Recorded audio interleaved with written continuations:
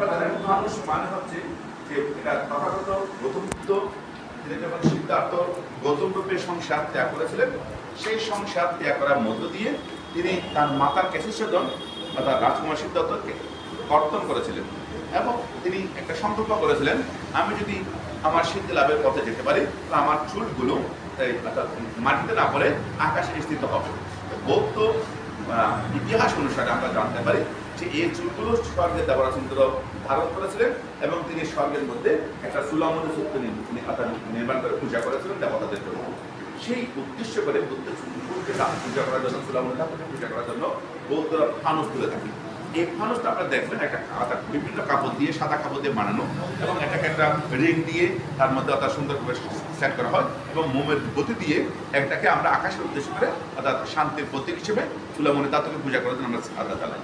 এটা 2500 বছর ধরে প্রায় অর্থাৎ চলে আসছে। কিন্তু এই বৌদ্ধ প্রথা আজকাল যে কোনো শুভ অনুষ্ঠানের মধ্যে কেউ নতুন বিল্ডিং উদ্বোধনের জন্য, মার্কেট উদ্বোধনের জন্য এবং বিশেষ করে আমাদের চাইনিজদের কল্যাণে এটা আজকাল অর্থাৎ অনেকটাই ব্যাপ্তি ঘটেছে। তো আজকাল আমাদের বৌদ্ধদের মানুষ মিলে আজকের দিন আমরা উদযাপন করি। আর কঠিন প্রধান আগামী 18 তারিখে হবে আমাদের টালিগঞ্জ সম্পত্তি বুদ্ধবারে শনিবারে। তো সেই দিনে আমরা এই পান উত্তোলন করে থাকি।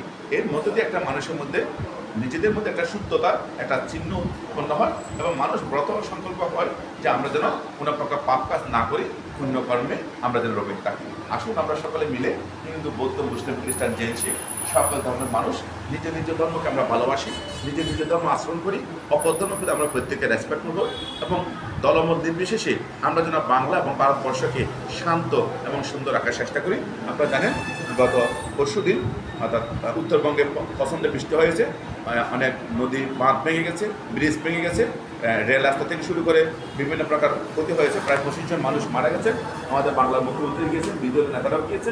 আমরা চাই বাংলা অর্থাৎ উত্তরবঙ্গে যারা মারা গেছেন আমরা এই পাবনা পূর্ণিমা থেকে তাদের উদ্দেশ্যে আমরা তাদের নির্বাণ শান্তি, পারলৌকিক নির্বাণ শান্তি কামনা করছি এবং যারা আহত হয়েছে, যারা কষ্টে আছেন তাদের প্রতি সকলে আসুন আমরা তাদের পাশে দাঁড়াই এবং তাদেরকে এই মানবতার পরিবলা হয়ে তাদের পাশে দাঁড়িয়ে তাদের কল্যাণে আমরা কাজ করে যাই।